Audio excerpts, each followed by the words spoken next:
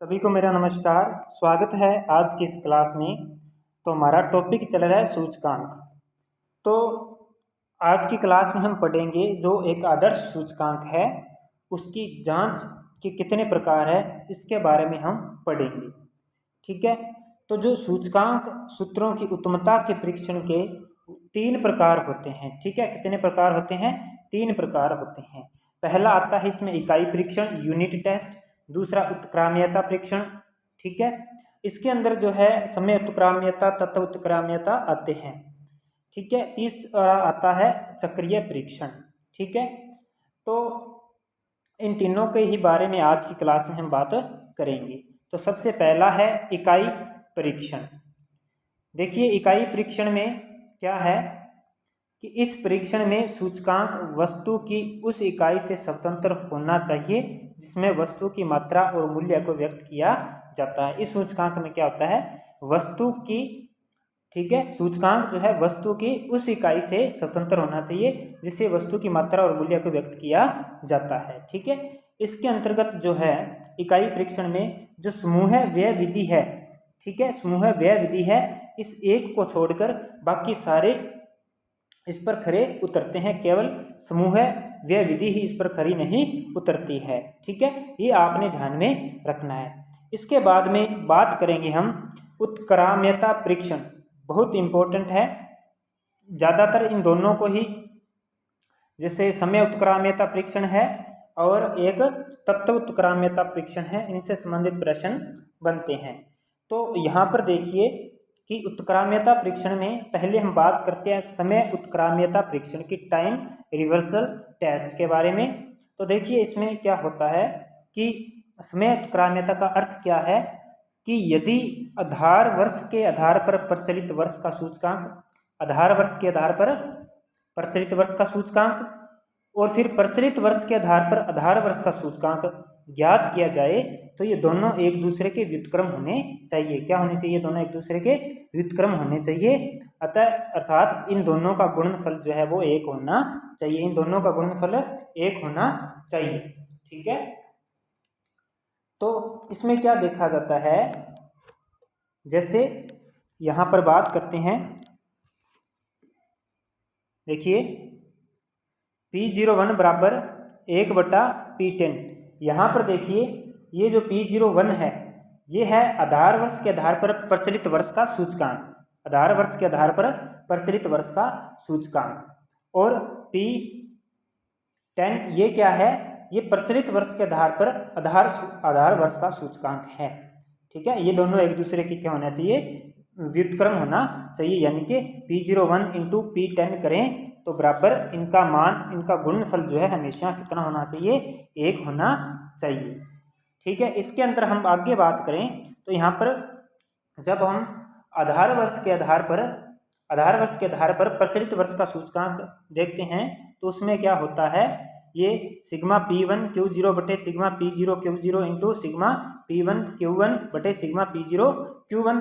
ठीक है, और अगर हम ये दूसरा देखते हैं हम कि प्रचलित वर्ष के आधार पर, यहाँ पर ये प्रचलित वर्ष के आधार पर जब हम प्रचलित वर्ष के आधार पर आधार वर्ष का सूचकांक देखेंगे तो ये यहाँ पर क्या आएगा? सिग्मा P0 Q0 बटे sigma P1 Q0 into sigma P0 Q1 बटे सिग्मा P1 Q1 आएगा। ठीक है, ये तो हो गया दोनों आधार वर्ष के आधार पर, और ये हो गया आधार वर्ष के आधार पर प्रचलित वर्ष के आधार पर आधार वर्ष का सूचकांक। अब जब हम बात करते हैं आगे, अब फिशर के अनुसार, फिशर क्या कहते हैं कि इस परीक्षण का अर्थ क्या है कि सूचकांक गणना का ऐसा सूत्र होना चाहिए कि वह तुलनात्मक विवेचन के दोनों बिंदुओं के बीच एक समान अनुपात को ही व्यक्त करें, चाहे दोनों में से किसी को आधार माना जाए। ठीक है, अब यहाँ पर हम देखें जो फिशर का आदर्श सूचकांक है वो इस परीक्षण को पूरा करता है। ठीक है, तो यहाँ पर हमने देखा था कि ये P01 है इंटू P10 है। जब हम फिशर के आदर्श सूचकांक की बात करते हैं तो वह इसके पूरा करता है। ठीक है, अभी ऊपर पढ़ के आए हैं कि दोनों का गुणनफल 1 के बराबर होना चाहिए। तो यहाँ पर हम जब फिशर के सूचकांक की जांच करते हैं तो उसमें क्या होएगा, ये फॉर्मूला यूज किया जाएगा। ये आपने ध्यान में रखना है, समय उत्क्राम्यता परीक्षण में ये फॉर्मूला आपने ध्यान में रखना है। ठीक है, अच्छे से कई बार फॉर्मूला पूछ लिया जाता है, नहीं तो कई ज़्यादातर प्रश्न आजकल पूछा जाता है कि कौन सा परीक्षण पर खरा उतरता है, इस प्रकार। ठीक है, यहाँ पर P01 क्या है, आधार वर्ष के मूल्यों के आधार पर आधारित चालू वर्ष का मूल्य सूचकांक है, और P10 क्या है, चालू वर्ष के मूल्यों पर आधारित आधार वर्ष का मूल्य सूचकांक है। जब इन्हें सोल्व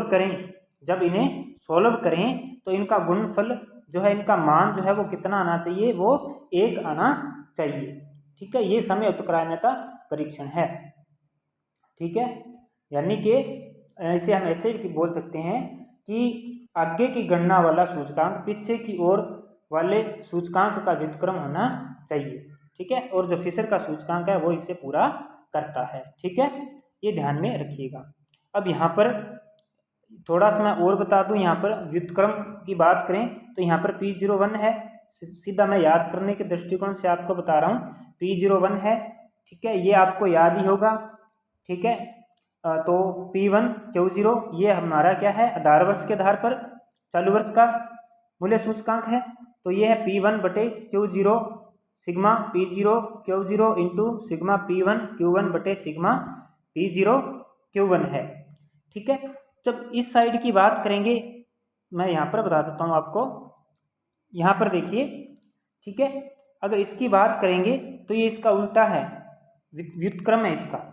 देखिए यहाँ पर P1 Q0 है ऊपर है और P0 Q0 नीचे है, तो ये जब यहाँ आएगा तो ये पलट जाएगा, उल्टा हो जाएगा। तो यहाँ पर आपको इतना ज़्यादा याद करने में दिक्कत नहीं होगी। ठीक है, अब यहाँ पर बात करें तो यहाँ पर ऊपर देखिए क्या है, P1 Q1 है और नीचे क्या है, सिग्मा P0 Q1 है, तो ये यहाँ पर आकर पलट जाएगा। ठीक है, व्युत्क्रम हो जाएगा, उल्टा हो जाएगा। यहीं से देख सकते हो ये 0 1 है, इसका उल्टा करें तो हम 10 बनता है। ठीक है, तो यानी कि ये उल्ट हो जाएगा। ये मैंने आपको याद करने की दृष्टि से आपको वैसे ही बताया है।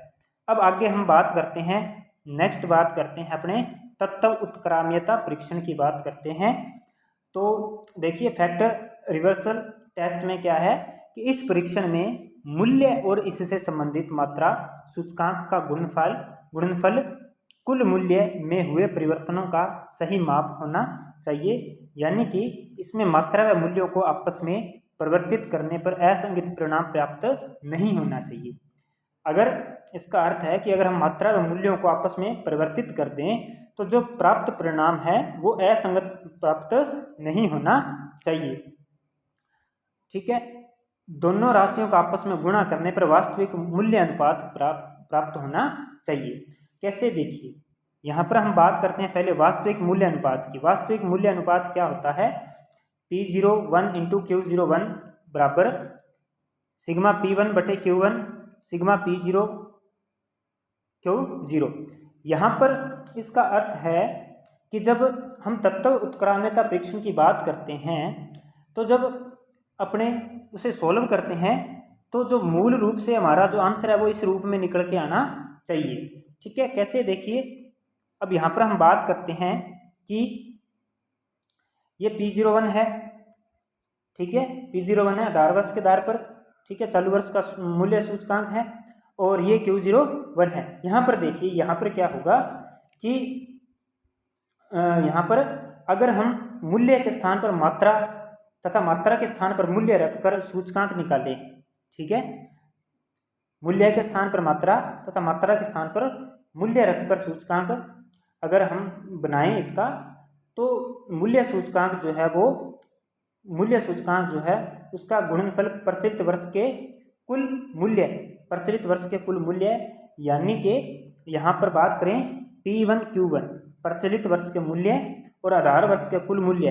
ठीक है, आधार वर्ष के कुल मूल्य, ठीक है, इनके अनुपात के बराबर होना चाहिए, जैसा कि यहाँ पर ये बताकर गया हूँ। एक बार फिर मैं बता देता हूँ इसमें कि मूल्य के स्थान पर ठीक है, मात्रा तथा मात्रा के स्थान पर मूल्य रखकर सूचकांक तैयार किया जाए।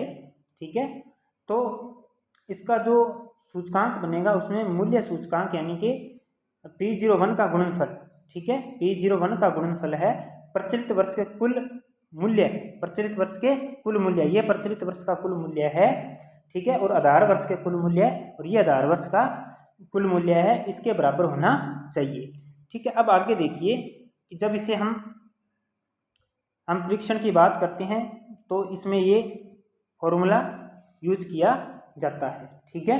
और जो फिशर का आदर्श सूत्र है तत्व उत्क्रांतता परीक्षण, वो इस पर खरा उतरता है, इस पर पूरा उतरता है, ठीक है। जब इसे हम अपने सॉल्व करते हैं तो यहाँ पर देखिए तो हमारे पास ये निकल कर आता है, ठीक है। यहाँ पर ये जो है अब इससे ये कैंसिल हो जाएंगे, इससे ये, ठीक है। और दूसरी अगर हम बात करें तो ये इससे ये हमारे पास सिग्मा P1 Q1 और बटा सिग्मा P0 Q0, और इधर हम बात करेंगे तो P1 Q1 बटा में P0 Q0 आएगा, ठीक है। और जब इसे भी आगे हम अगर सोल्व करेंगे तो जो हमारा जो मेन है वो वही जो वास्तविक मूल्य अनुपात है वो निकल कर आना चाहिए, ठीक है। और फिशर का जो आदर्श सूचकांक है वो इसे पूरा करता है, ठीक है। क्योंकि यहाँ पर हम बात करें तो ये देखिए दो बार नंबर्स आए हुए हैं, दोनों दो बार नंबर्स आए हुए हैं, तो इसे हम ऐसे भी लिख सकते हैं सिग्मा P1 Q1 बटा में सिग्मा P0 Q0, ठीक है। इसकी स्क्वायर ऊपर क्या लगा हुआ है अंडरूट, इससे ये कटकर फिर ये निकल जाएगा, ठीक है।